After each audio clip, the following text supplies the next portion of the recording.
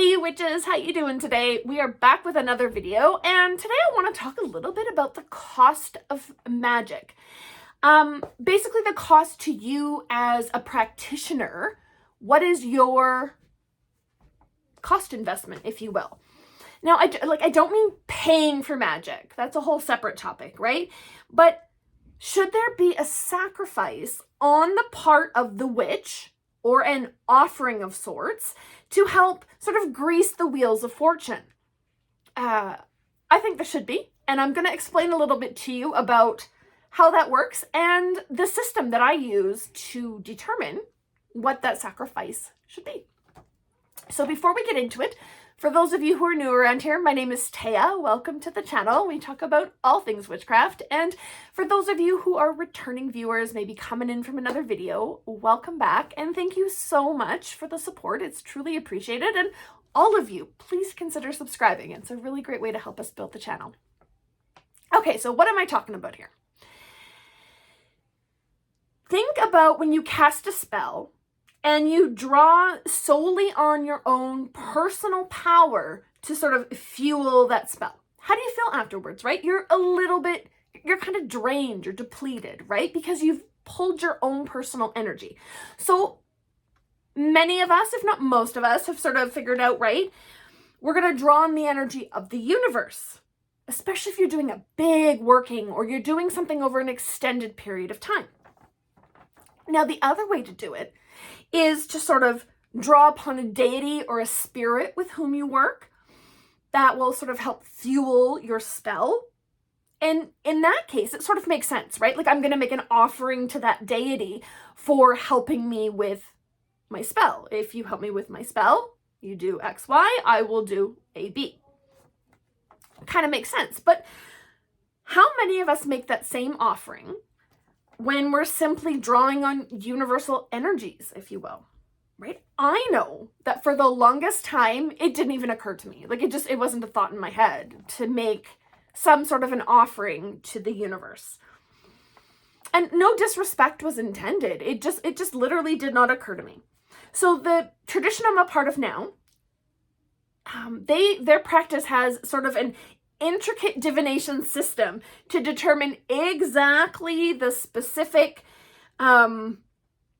sacrifice. I like to think of it as an offering, but exactly what is required.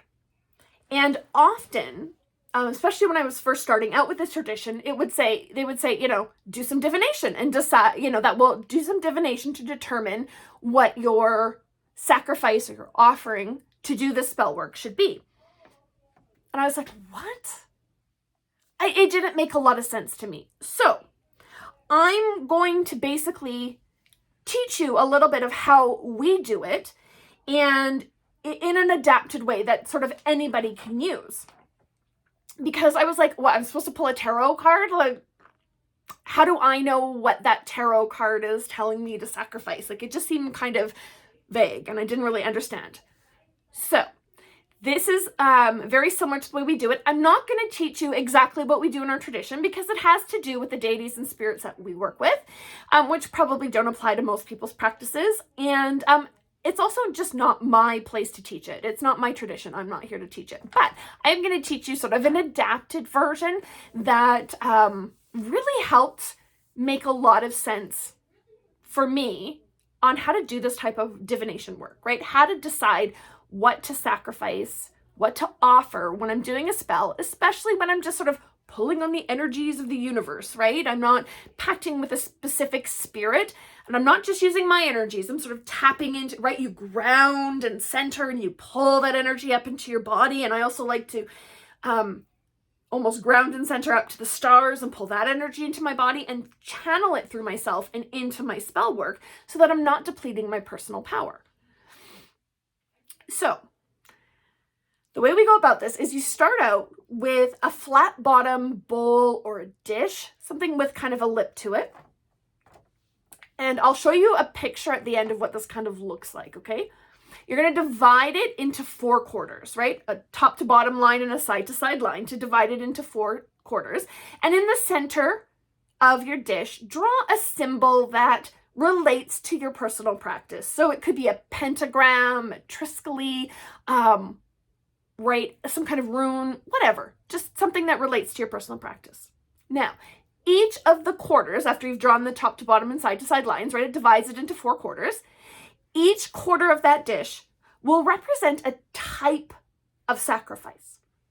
So the types of sacrifice that I work with is fasting or discomfort, which could be something like sleeping on the floor, walking outdoors without shoes on, something, right, or doing a fast.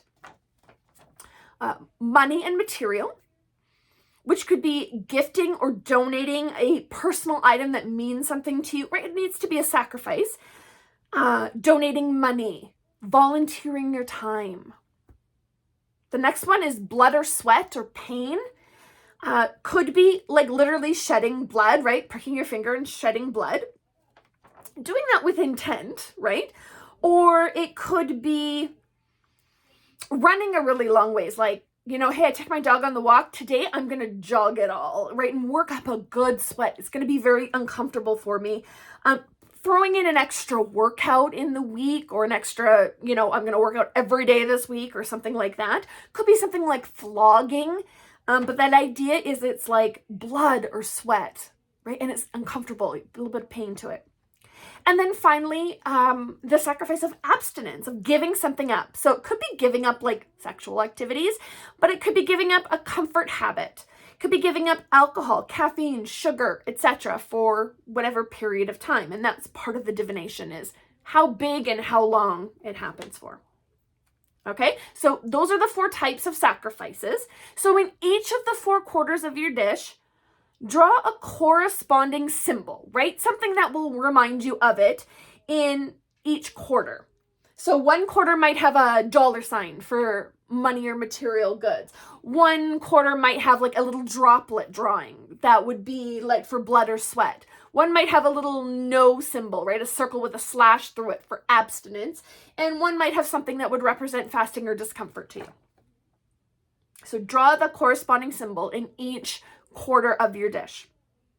Now, that kind of sets up the base for your divination. And then what you need are 2 or more stones to determine what the sacrifice is and how long and how big it is. So, what you can do is sort of dedicate those stones to this, if you want, to the spirits or deities with whom you work. Or you could just use them simply in a divinatory way. So you have 2 stones, an indicator stone and what I call like a flavor stone. So the indicator stone, when you throw it in the dish, whichever quadrant it lands in determines what the sacrifice is, right? What the sacrifice is. Now, if it lands on your central symbol, no sacrifice is needed, okay? And don't go and make that center symbol like huge, right? Just the small central image.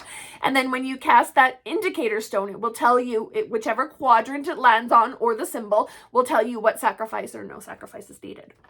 Now the other stone or stones, it could be more than one. First of all, say you're just using one stone.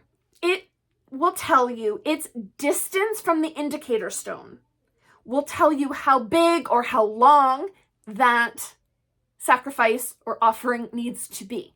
So if they land super far away, then it would be a big sacrifice or over a long period of time.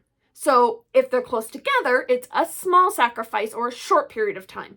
So say it landed in fasting and discomfort, and you're like, okay, I'm going to walk my dog. We're going to do our irregular route, no shoes on. That will be my sacrifice. If they're close together, it's one dog walk. If they're really far apart, maybe that's like a week of dog walks. You have to determine that. But, right, you get the idea. And then the other thing is, what you can do is you can take that flavor stone, that not the indicator stone, but the other one. So its distance will determine sort of the flavor or the time / size of your sacrifice. But you can also dedicate those stones to the spirits with whom you work. So, and that can help determine sort of the flavor of the sacrifice. So as an example, you might be like, hey, I work with the horned god, so my indicator stone I'm going to dedicate to the horned god. So whatever I do will always, whatever sacrifice I do will be sort of linked to the horned god. But then I have 2 or 3 stones that I'm going to toss.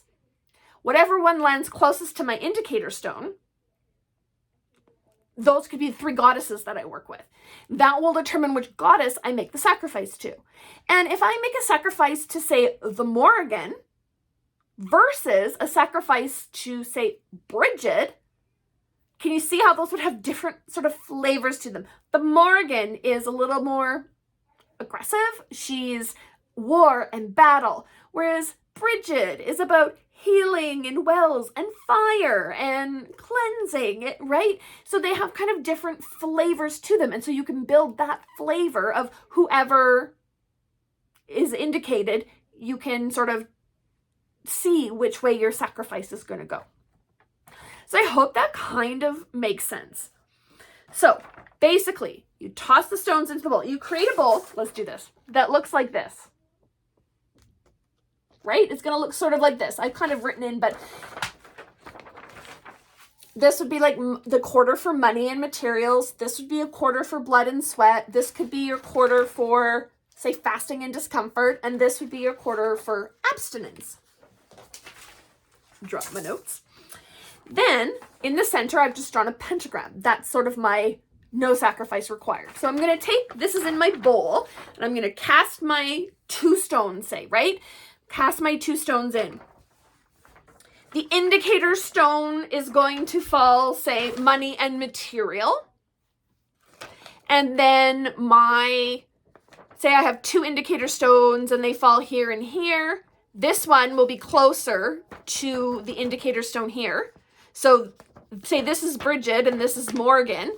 Then I can use the flavor of the Morgan, and it needs to be, say it was down here. That's kind of a medium size, right? It didn't land in the same quarter, but it's only 1 quarter away. It's not super far away. So that would be like a medium sacrifice in the flavor of the Morgan. Or if you only have 1 stone, that's okay too, just a medium sacrifice.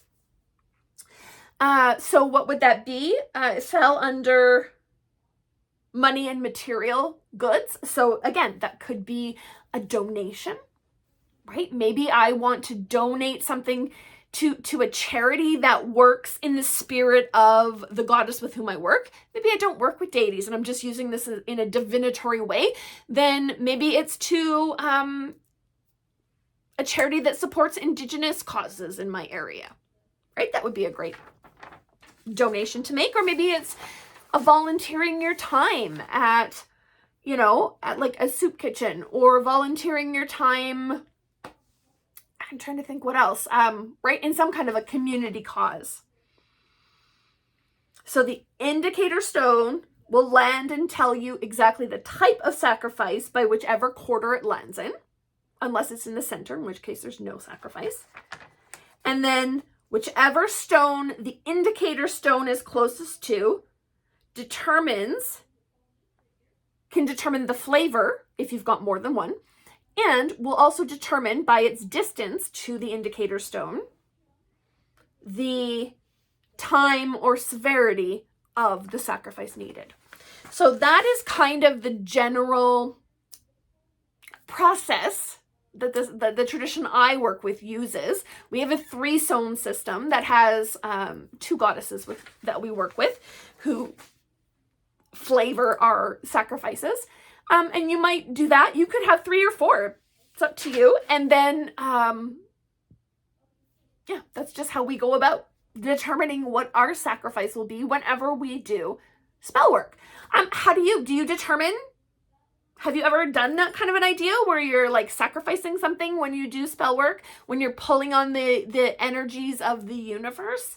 I think a lot of us do when we're working with a deity or a spirit. We'll make an offering. But when I'm using my own personal power, or the power of the sort of, grounding and centering and pulling in the universal energies, if you will, right? A lot of times I don't know that we think about that. And it kind of, you know, this tradition really changed the way I view it. And I started using this kind of divinatory method to figure out how to sacrifice. And it's gone well. I think it's added another layer to my spell work. It's added extra oomph to it, if you will. So yeah, do you sort of do divination and figure out that kind of an idea of what you're going to sacrifice when you do spell work? I'd love to know what other people do, especially if you do like do it through tarot or a pendulum or a more like typical divinatory process, because I never really understood how to do it until I was taught this method. So yeah, let me know what you think in the comments. Let's have a chat about it. I'd love to know what everybody else does. And otherwise, yeah, that's our video for today. We'll catch you in the next one. Thanks so much, you guys.